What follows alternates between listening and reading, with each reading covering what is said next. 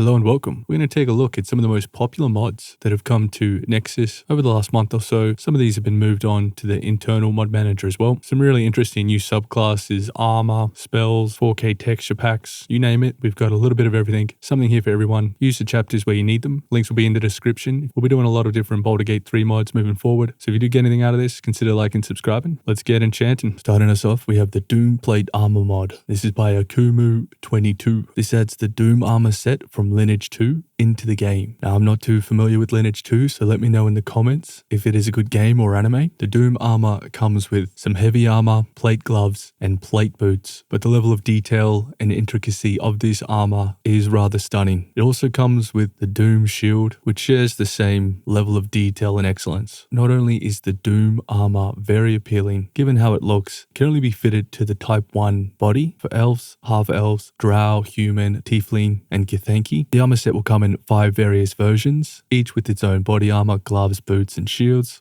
covering all the different rarities from very basic to legendary. The nice touch is, depending on which version of this mod you get, you'll be able to access the first sets for early on, the rare set Act 2, very rare Act 3, and the legendary can only be upgraded from the very rare set. Very neat feature, and to upgrade, we will need Shillian stones. The stones are dropped from various bosses. In Act 1, Vase Spider, Spectator, Act 2, Mullah Storm, Balthazar, and Act 3, Steelwatch Titan, and Raphael. Do note there are more bosses it drops from, 4 in total in each act, but once acquired, you'll be able to upgrade using your stones and obtain legendary that way. But if you want all this straight away, there's another version of the mod that just dumps this all in the tutorial chest. You can use the cheat ring just to access it all instantly, but it's cool that it has all those various features. Now, you can try use this mod with Transmog Enhanced, but that will most likely come with its own set of possible issues. Just something to note, but it could be done. Some other cool things this mod adds is that there's a cosmetic version that you can wear around camp. The armor will grant you heavy armor proficiency, and the shield grants a shield proficiency. At the ultimate level, the Doom Plate armor increases your primary ability by 2, up to a maximum of 24, grants advantage on persuasion and performance checks, adds a level 5 enchantment spell called Dominate Person, allows you to dominate a humanoid target, making them fight alongside you. The ultimate Doom Plate gloves grants a +2 on attack roll for enhanced accuracy, gives you steel grip and ultimate grappling chains,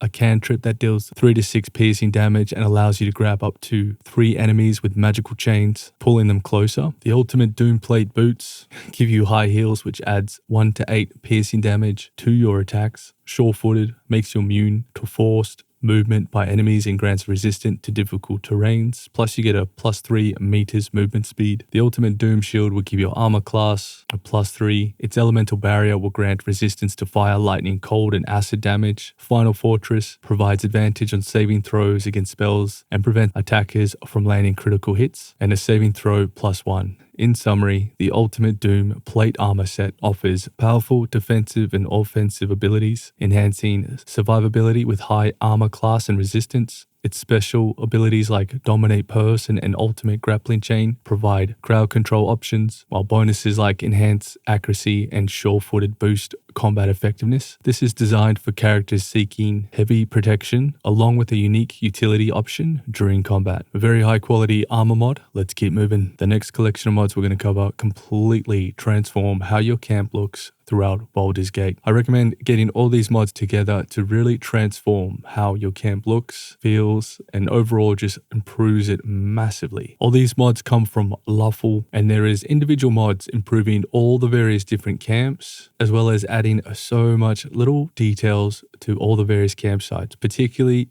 the Act 1 camp is completely transformed. Cool thing is with this mod is that when you combine it all together, it really just does make such a huge difference in terms of all the little elements, really bringing camp to life. Now, I'll put all the links in the descriptions so you can have a look at all of these mods yourself. But basically, there's a mod called Redesigned Tent Gale, Redesigned Tent, Shadowheart, etc. One for each companion, as well as the redesigned camp and new Tav hut. But you can see how glorious it is having all these new mods all together It's just completely mind-blowing how good the camp looks now. So certainly something to consider. Mod links are in the description. A completely new way to experience camp in Baldur's Gate 3. There's a few different choices for this mod, and it will allow you to add the redesigned camp and new tab hut. Adds a few nice little touches. For example, this little hut here. It even adds a little bit of extra detail just at the back here in that area that it collapsed and was rather empty and boring. Now it's got all this little detail here. So now you'll have a nice little area for your pets. Really well thought out and awesome execution. Let's keep moving. Here we have Sylvanas Windrunner outfit by Ren. This is the Banshee's Queen classic armor from WoW, made for body type 1 characters, and it is incredibly well detailed. Absolutely stunning rendition of the Warcraft armor. Very nicely done. I mean, check out these skulls. A few little issues as you can see here in some of the textures, but otherwise it's just glorious. This is a great mod for people that one, love WoW, but also just want a new set of armor to muck around with.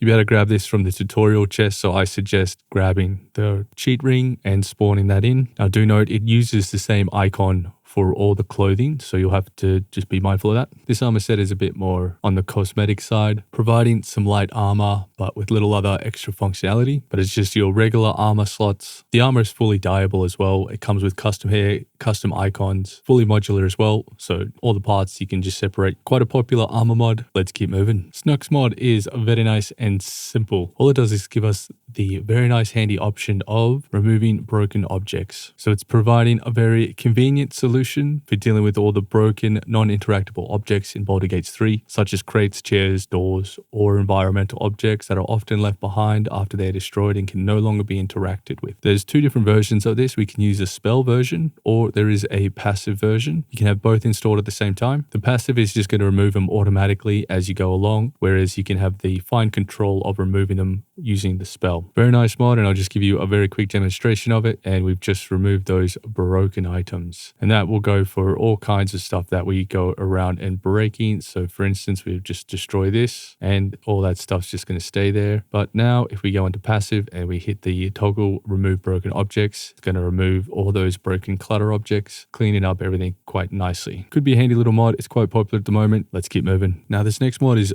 excellent news, as we now have another creator called Flemsis taking up the mantle and carrying on the work for the highly popular Hexblade subclass and new invocations, which was originally done by Ferriet, who's no longer taking care of the Hexblade Warlock mod. So it's awesome to see that he's allowed someone else to pick it up who will attempt to keep it up to date and functioning. So virtually we have a patch for Hexblade Warlock that will work in the latest version and future versions. If you're not familiar with the Hexblade subclass, we'll just quickly go over some little bits of it. Same is particularly aimed at fans of Warlock classes, but want a more in-depth and interesting experience. And this is where the Hexblade subclass mod comes in. It adds a lot of depth and interesting choices that expands the playstyle of a Warlock in Baldur's Gate 3. The Hexblade introduces a subclass from Dungeons & Dragons 5th edition, along with invocations and Unearth Arcania additions. Upon selecting the Hexblade subclass, you'll gain access to some powerful spells, such as Hexblade's Curse, allowing us to curse enemies, dealing extra damage on your attacks. If the target dies, you regain hit points. Versatile tool for offensive and sustainability, especially with the added bonus of critting on a 19 or 20. But the whole idea of the Hex Warlock is to make the Warlock a formidable melee combatant. This is the core concept that revolves around forming a pact with a mysterious entity from Shadowfell, which will grant your Warlock the ability to wield an enhanced weapon with magic properties. So without going into the nitty-gritty of all the different spells, as many of you are very familiar with this mod, but in summary, the Hexblade subclass mod truly elevates the Warlock experience by giving players a way to bridge the gap between spellcasting and melee combat. With features like Hex Warrior, Eldritch Smite, and invocations like improved pack weapon, the mod adds a fresh playstyle while staying true to the 5th edition's Hexblade design. Only caution to this mod is that you don't install it mid-save if you're actively playing a Warlock. That could cause some issues. Here we have the 5th edition Path of the Juggernaut, the Barbarian subclass by Sumra. For this we'll be selecting the Barbarian subclass. Subclass for the Barbarian doesn't kick in until level 3, where we can select the Juggernaut subclass. By your melee attacks, you'll unlock Thunderous Blow at level 3. When you hit an enemy while raging, you can push them up to 5 feet, 10 feet at level 10. Larger creatures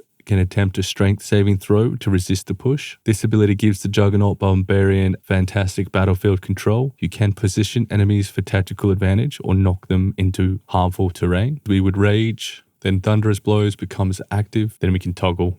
Then you'll have Spirit of the Mountain. While raging, you cannot be knocked prone or moved against your will. The gameplay impacts for this is it makes you rock solid, perfect for holding a front line or standing your ground in a tough encounter. Next, at level 6, we'll unlock Demolition Might. Your melee weapon attacks deal extra damage, 1d8 to constructs, and double damage to objects and structures. The gameplay impacts for this feature gives the Juggernaut Barbarian a significant edge against constructs and fortifications, enhancing their utility in encounters that involve breaking through defenses or dealing with mechanical enemies. At level 6, you also get Resolute Stance. You can enter a defensive stance at the start of your turn, giving you immunity to being grappled and enforcing disadvantage on attacks against you. However, your own weapon attacks are made with disadvantage. The gameplay impacts for this is this ability creates a trade-off between defense and offense, allowing players to total up and survive through heavy assaults. It's especially useful when surrounded or facing a tough boss. At level 10, you get the Hurricane Strike. When you push a creature at least 5 feet, you can leap next to them, potentially knocking them prone if they fail a strength saving throw. Additionally, allies within 5 feet can use their reaction to attack pushed enemies. Game impacts for this is it adds an element of teamwork and mobility to your attacks, creating devastating chain reactions with allies. It also enhances your ability to control enemy movements and disrupt their formation. There's also a level 14 feature, but you will need another mod to level up beyond 12. But at level 14, you will unlock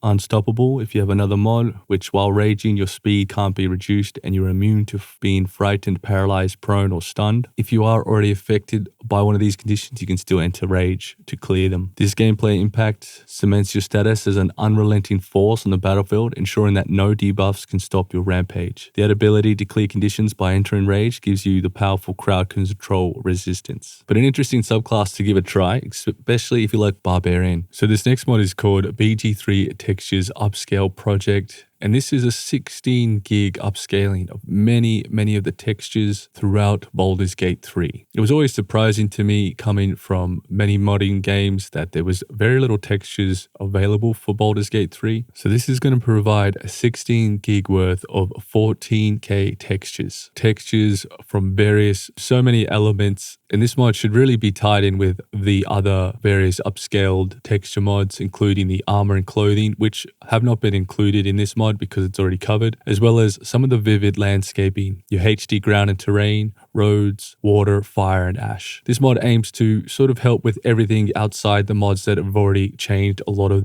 textures, and the focus with this mod is to be installed first, and then any of the other upscaling textures that also include some overlap will overwrite and incorporate a more comprehensive, complete version, adding all these mods together, upscaling pretty much everything within Baldur's Gate. The results are stunning, the environment becomes sharper, all the little bits and details become much more noticeable. Do note though, this will cause some performance issues depending on your PC and setup, so just something to note. This mod was done by Westard, and he may or may not be updating it moving forward, but it is one of the very few texture mods we have for Baldur's Gate 3, so really nice to see this. This will really enhance your experience. Fantastic mod, let's keep moving. Here we have the Ziva cross-cut dress by Ezo Maverick, adding in a new custom dress for one of your female characters except the strong, and this will be for all your female races except the strong and Githyanki, gnomes, dwarves, and halflings. Dress adds a lot of character details and looks phenomenal. Will be perfect to add to some of your female companions. The cool thing is you can also dye it, and mucking around with all the various dyes, it looks incredible. Certainly something to mix it up. You'll be able to find this dress in the traveler's chest at your camp. Very nice looking dress. Cool option for your female companions. Let's keep moving. We have another customization mod. This one's called Moonlight Preset Collections by Moon Blossom. This mod offers 18 new character presets for various races within Baldur's Gate 3, including elf, drow, half-elf, tiefling, humans, Githyanki, resulting in 126 options in the character creation screen. It reintroduces some old presets while bringing in many new ones, providing players with an expanded range of customization options for their character. So the mod author has put a significant amount of effort into creating these diverse presets, reflecting both realistic and fantasy elements to inspire creativity in character design. So a really well executed mod, providing so many cool new looks and styles for your companion or for your character. The mod will require the improved UI mod. There's also notes of an optional unique tab or U-tab version, which is just an optional mod that could go well with this. Some of the known issues are It's just some very minor things like piercing alignment may be slightly off, minor texture issues with the Typhling ear variants, some eye clipping problems on a few presets. Here we have Dark Urge Banter Dialogue Fix by Dejoli. This is a pretty interesting mod. It addresses a significant gap in the Baldur Gate 3 experience for players returning to the Dark Urge origin character. We'll break down some of the key features and potential impacts. So the mod's intention is to ensure that the Dark Urge character reacts to many of the world events and interacts with companions as frequently as custom TAV characters. One of the main criticisms of the Dark Urge is a lack of involvement in early game banter, particularly in Act 1 and the Underdark. This mod remedies that by fixing 55 instances of missing dialogue triggers, enhancing immersion for players who want to experience a game with Dark Urge unique personality. Here are some examples. Just after killing the goblins, we raid the bodies. There's just a few words thrown out there after with this mod. They should all be running. Just as a minor example. Whereas if we compare it to without the mod, no dialogue will be spoken here. And a much better example of this is when we get the Sorrow's Glaive. Without this mod, when we pick up this legendary weapon in Act 1, nothing is said. Zip, nada. Character simply picks up the weapon. Now with the mod on and we pick up this weapon, we actually get a complete sentence, making the character feel more fleshed out and real. A beautiful glaive. So why does touching it give me a knot in my stomach? This is just a few examples of the 55 instances. There's many, many more, but it really does highlight and emphasize how much adding a little bit of dialogue adds to the immersion and really does fill out the character a lot more. Recommend this one if you're playing Dark Urge for sure. Here we have the Eye of Vecna by Cial. This introduces a rather difficult encounter to obtain a new item. If victorious against a deadly enemy, the cursed Eye Vecna, I think it's pronounced, probably murdered that, close enough. And we'll come to where you can find this encounter in order to obtain this. Now, you can always go the usual routes using the cheat ring or mod manager to spawn it in. Also try to put the item number in so you can spawn it straight away if you have access to console commands. But the result of being able to tackle this challenge, you will get this amazing item that will give you true sight so you can see in darkness and see invisible things up to 24 meters. Also adds a +2 perception. The eye has 8 charges. There's also charges and spells. The eye has 8 charges and allows the use of several powerful spells. Now to use this item, you will need to right click and consume it. Then you can also change which eye. So you'll have that option to switch, but you can see there, which will then give you access to some crazy spells, including Disintegrate, 50 to 100 force damage, 10d6 plus 40 force, which is rather insanely strong. So the mechanic is if the damage reduces a target to 0 hit points, the target is disintegrated, meaning it turns into ash. So let's just give that another crack. We should be able to get it after a couple goes and it disintegrates. Yeah, so we got it. Didn't disintegrate, but what it'll do is prevent it from being resurrected. Disintegrate is a level 6 transmutation spell. Also noting it's a deck save. Level 2 enchantment, Crown of Madness. If we use this on a humanoid enemy, they will attack the creature closest to them. So we'll use it on this guy here, and he's going to go into a madness. So for the next 3 turns, he'll attack the closest creature other than us, even if it's an ally though. So keep in mind, this is a wise save concentration spell. Then we have a level 6 necromancer spell, Eye Bite. So the effects are inflict dread, sickness, or puts a creature to sleep. The mechanic is a 10-turn duration, requires concentration, wisdom saving throw. So this is a little bit of a crowd control spell, allowing the caster to inflict multiple debilitating conditions. Lastly, we have one that it says not found, so I'm not exactly sure what it's called. But from my understanding, this will dominate monsters, allow you to take control of any creature for up to 10 turns. So let's try to one of the spiders. Yeah, there you go. We can actually take over one of the spiders for 10 turns. That's crazy. Now, there are some other really cool aspects to this eye, but I'll leave that for you to explore. But a really cool and interesting mod to check out. Do keep in mind it is a very challenging encounter, depending where you're up to. Where will you find the eye? Well, in Act 2, House of Healing. Looking at the map like this, we head to the left in this path here, and this is where we'll enter the morgue. And then once you're in the first room, you'll engage quite a few enemies, and then you will need to go down to the right here. This door is locked, but I won't spoil anymore. You'll just have to clear this dungeon, and then he is down here. This is where we're going to find the new enemy, or I believe newish enemy, and this is him right here. This will be the crazy guy that you'll have to beat. Pretty challenging battle, and definitely make sure you save before you engage. But a really cool and interesting you encounter to try take on. There is an easier way to get in here too. So actually probably the best way to do it is to go to the Grand Mausoleum and head back to the ominous crevice, which if you come this way, it would be much easier. You can basically skip the dungeon and come through the back. Probably the quickest way.